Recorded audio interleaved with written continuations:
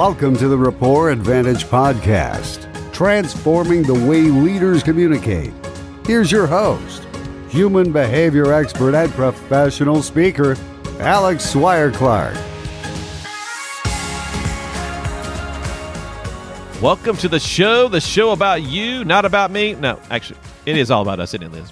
It is all about us. How are you, Alex? Doing fantastic, because we are talking about high D's today. So I know. I'm very excited about that. Woohoo! We love some D's now. Welcome to the show, the Rapport Advantage podcast. If you haven't listened to our show before, put the brakes on, go back that thing up, and go listen to episodes 2 through 6. They are going to lay the foundation for disc knowledge for you so that you can understand what we're talking about with high D's. Like I just mentioned, you're like, huh? If this is your first time listening, you may not have a clue what we're talking about. So do that, 2 through 6, then come back and join us, and then go back and listen to all the other episodes because we got a lot of good content out there. You KG veteran listeners, you know that we're here to help you break down the walls of miscommunication, increase your emotional intelligence, and build better relationships in the workplace beyond. You know that. You're doing that. You're applying the concepts. We're getting some feedback. It's all positive. We're happy to do it for you. I am Alex Swire-Clark. I am a CEO. I am a speaker. I am an emotional intelligence expert. I'm a wheel watcher. No, I'm not a wheel watcher. I haven't watched Wheel of Fortune in a long time. But anyway, Liz, who the heck are you? Please save me from myself. I am a certified behavioral analyst. I do job benchmarking, strategic growth consultant, and a Vistage chair. Fantastic. This show is all about you, people. Give us your input and feedback. Find us on Facebook at The Rapport Advantage, on Twitter at Rapport Podcast, or you can visit the website, rapportadvantage.com. Our show topic today, we're looking at CEOs in our first of our 4-part series, the CEO's strengths and blind spots for each style. We got a lot of leaders out there who are listening, those executive vice president, CEO kind of people. Want to make sure that you guys understand what strengths you bring to the table so you can harness those strengths, really focus on those, and be aware of your blind spots and surround yourself in your organization with others that can help you complement the style that you have. I agree, and I can't wait to get started on this list. So do you mind if I take the first one? Chapow, hit it. All right, I love it. So what we've done is we've tried to set it up with 4 on each of these for strengths and 4 on the blind spots. So if I start out with our strength number 1, CEOs, when they are high Ds, are results oriented. We are all about making sure that we get that objective met. Whatever it is we put out there, come hell or high water, we're going to get there. Have we had that personal experience, Alex? Just a little bit. Don't give me excuses. Just give me results. I mean, get the job done. I mean, fish or cut bait. Let's move on from that. That initiative didn't work. Whatever. Let's move on to the next thing for sure. And That's exactly it. And it takes us to number 2 on the strengths. That's that strategic, forward-looking, innovative mindset. Always kind of moving on to the next big idea. How can we incorporate in our organization? Oh, man, this company does it like this. I think that could work for us, but we could do it better. So they're constantly looking at that and the whole strategic mindset. Where are we going to be? What do the numbers look like 6 months from now? What do the numbers look like 18 months from now? What do the numbers look like 5 years from now? What do the numbers look like when we're ready to sell? So they're always thinking about that strategy, forward-looking, where are we going to be in 3 to 5 to 10 to whatever years. And they may come up with those very innovative ideas that you're all of a sudden going, wait, we can't do that. That's never been done. So people that are in the group around them listening, they are out-of-the-box thinkers usually. So tracking them with that is very, very challenging some days. Yeah, that whole, we've never done that before. The high D's response is, so? I mean, let's giddy up. Let's do it. We'll be the first. That's right. And the third one is they are direct communicators and they're challenge oriented. So when they want to go ahead and present something, they're going to tell you straight as straight can be, but they may not add any surrounding facts around it. So be aware. Ooh, I went into a blind spot. Sorry. Direct communicator. We're back to strengths. Direct communicator and challenge oriented. Not going to be very syrupy with that communication. It's just going to be, here's the deal. Do it. I know you can get it done. I'm going to make it a little bit tough on you. We're going to have those big, hairy, audacious goals. So it will be a challenge, but we can get it done. So it's not going to be a lot of fluff. There will not be any, hey, did you see The Voice last night? Bzz. You're not going to have any of that stuff. It's going to be, all right, we're here to work. Time is money. Let's go. That's exactly it. So the last one, you want to take that one? Absolutely. And that is making quick decisions, initiating activity. They are all about execution. D's like to be getting things done. They are doers by nature. That whole 14, 16, 18-hour day, let's get as much packed in as we can. They're petitioning Congress to have a 40-hour day as opposed to a 24-hour day. I mean, they can't get enough stuff done. It's just the way it is. But they do make quick decisions. Sometimes they'll have facts to support them. Sometimes it's their gut. Sometimes it's a combination of those two. But they're not going to wait and sit around and I'm waiting for all the intel gathering. I'm still gathering intel. No. I mean, there's come a point in time where we got to do something. And so that's where they just, okay, I've got my data. Might not be complete, but I'm making a decision. Here we go. And for those staff that really do like seeing decisions being made, they will love working for a high D because they will not have to wait around for a decision at any point. Oh yeah, I mean D's they will do a 90-degree turn in the Titanic, in 3 feet. Oh, that's not working. Okay, well, we're going to change the name of our company and we're going to do a totally different product line. I'm like, whoa, what happened? And so they're gone. They're going to make quick decisions because they see opportunity. When they see that opportunity, they go after it. That's a great word for them to remember, too, opportunity. So, nice one. All right, should we head to blind spots? Indeed. So, first one on our blind spots, they set standards too high. So, as they were doing that strategic planning, they're looking ahead, they're doing those things, they will tend to say, hey, we can do this much, we can get this much done. And it may just not be real doable in real world, real time, but they keep those standards so high that it is a real striving to try and get to that.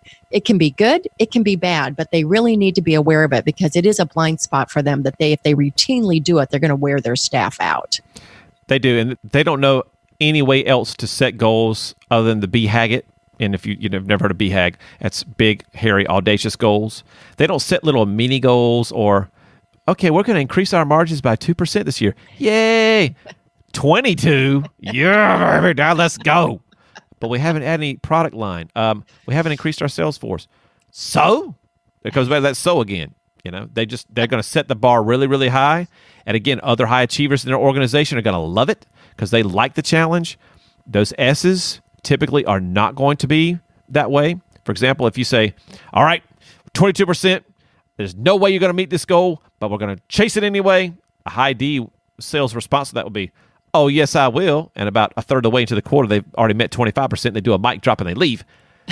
The S's, there's no way you're going to make 22%. The S's response will be, oh, you don't think I can? Oh, then you're probably right because, you are the boss after all. So they take that phrase and they, and they get to the point where they're taking it in as, instead of a challenge, they take it in as a fact. Oh, I can't do it. You're right. And so then they typically don't.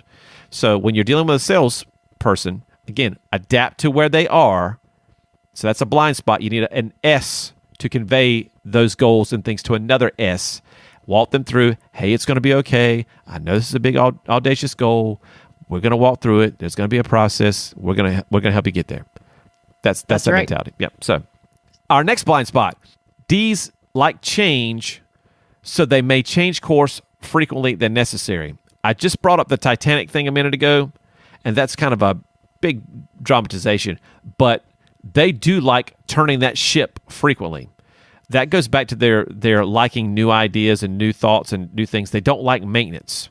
They have that shark mentality. You've always got to be moving. Always got to be moving. You're either moving forward or you're moving backward. You can't just stay the same. So they those little course corrections all the time. They'll put out new incentives. They'll put out new objectives. They'll put out new ideas and then it's hard for other people to keep up. So that blind spot is, dude, slow down a little bit. Let people know what you're doing and why you're doing it when you're making these changes so you can get buy-in. Which actually knowing why you're doing the changes leads right into our third one, which is they lack tact and diplomacy. Oh, come on now. They are so busy getting this stuff done. They're like, just get on board or move out of the way. They do not look at the fact they need to slow down. They don't look at the fact they need to understand that people process. They need to... It is a huge blind spot because they can get more done with that little bit of honey, right? And being able to add that little bit of more explanation around things. People don't process the same way in heads, and D's process so quickly that what they end up doing is only speaking half of what they're thinking. And if they'd speak the other half, people would be right on track. And if they can be diplomatic at the same time, and understand people think differently, I think they'd have bigger success. So they really do need to be aware of that and adapt in that area. I totally agree. And you mentioned the word adapt, Liz, and that's so critical. We're talking about CEOs without this emotional intelligence component and that piece. If they don't have it, then they're going to have blind spots. And again, a blind spot means you cannot see it. It's not that you don't want to. It means that you can't. You physically you can't see it. So if you don't have this information, you have to surround yourself with those other people on your team to be able to fill in those gaps, because that tact part, all you see is other folks around you who should be acting like you're acting and exhibiting the behaviors that you're exhibiting. Well, if you don't see it, there's no way that you know how to change it. So that's exactly right. And our last series, when we talked about perceptions, if they're not aware of those blind spots, they can go back and look at the perceptions they're leaving other people and really help them see what that could be leaving as a trail, so it can help them to understand the rest of this. Perfect. And our last one, Ds appear angry to others when they believe that they are being passionate. And so they're getting involved in their speech, gets fired up, and they're aggressive, and we're going to get it done, and it's going to be great. And dude, are you angry? Did you get enough sleep last night? Did your girlfriend not make you some cereal this morning? I mean, what's going on? It's I don't know what's going on. But their passion can be misperceived as anger or frustration or whatever when they're just trying to really emphatically reinforce their thoughts and ideas.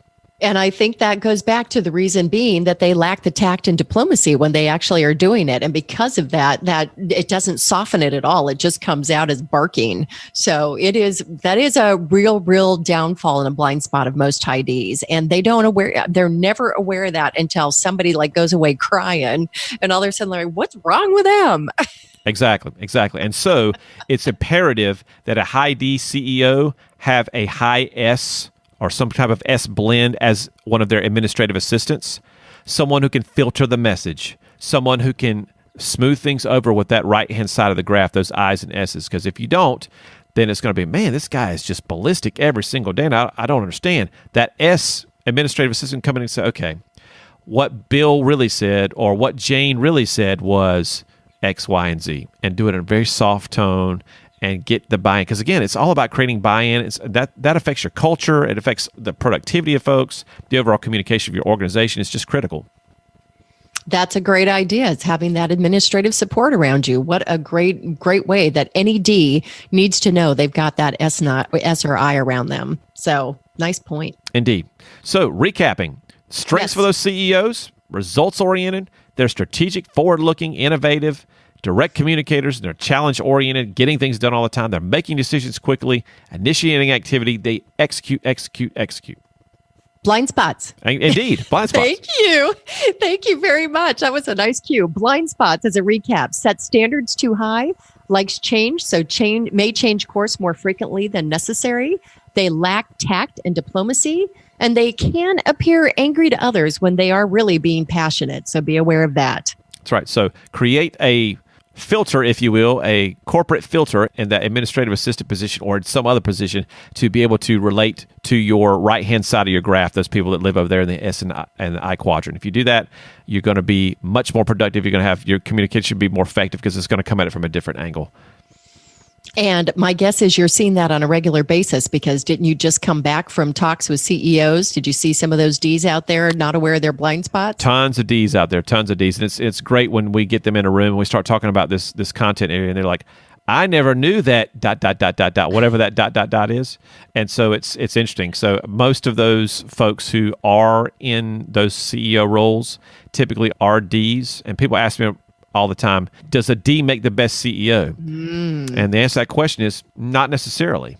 But then they come back with, well, why do you think so many Ds are CEOs? And that goes back to the fact that Ds don't take no for an answer. They see that climbing the corporate ladder is a challenge, and they don't stop until they get to the top because, again, they have to be in charge. That's just who they are. So they keep working, and that's a no. Okay, I'll shift to another company. I'll grow there. I'll shift to another company until I get to where I want to be, which is on the top of the hill. So it's not that an S can't do it or effectively run an organization. They just lack the drive to do whatever it takes to be that successful from a climbing the corporate ladder standpoint, because an S might value other things differently in terms of success than a high D would. That's exactly right. I think every single style can be a successful CEO. You just have to be aware of your strengths and your blind spots. Indeed. Which is why they should tune in next time. That's right, because those high I's, we got lots of blind spots. Tons of blind spots, people. We got lots of them. So that's going to do it for today's show. I'd like to thank Liz Parker, as always, for joining me. Liz is so great. Liz, how can folks get in touch with you? They can email me at liz@ltresults.com or visit my website at ltresults.com, where I finally have podcasts up. All right, sweet. So they can go back and listen to the show on your side of the fence as well. And again, or rapportadvantage.com. That's true. If you have not reached out to Liz for your strategic planning, I'm telling you, she's done this in our organization with Solor, my medical billing company. She's absolutely phenomenal, people. I mean, she'll come in there and she will get down to the heart of the matter. We worked on vision, mission, values, and I was like, what? This is like spaghetti. I don't understand. And she really just made it plain Jane for everybody in the organization, from the C-suite down to the folks who are doing the daily tasks of what we do. And she really got some synergy, really got organization and unity behind that. So she's tremendously gifted at that. Give her a shout, and she'll help you out. Alex, you didn't have to do that plug. Well, it's true. That's what you. I mean, we both do disc, and so they can hear that. But exactly. But in terms of the strategic planning part, that's just you're so gifted at that. It's just been awesome. And you've been doing that for how many years now? Oh, about 25. Exactly. So, but I'm not that old, people. That's right. She's only 32. So you did the math. Anyway, join our Facebook group. Head over to the Facebook and search the Rapport Advantage Podcast. Our group will appear. Click to join. We've got some great questions over there. We're trying to do some Facebook Live sessions for you, and we're trying to do those on Thursdays. So we're going to get those cranked up now that I'm back in the office. We'll try and get one of those out for you next week. On our next podcast, we're going to talk about the high I styles in the CEO position and what their strengths are, what their blind spots are, and we're looking forward to that. So we'll see you next time. Bye-bye. Thanks for listening to the Rapport Advantage Podcast. We'd love to hear from you. Join the conversation on Facebook at the Rapport Advantage and follow us on Twitter at Rapport Podcast.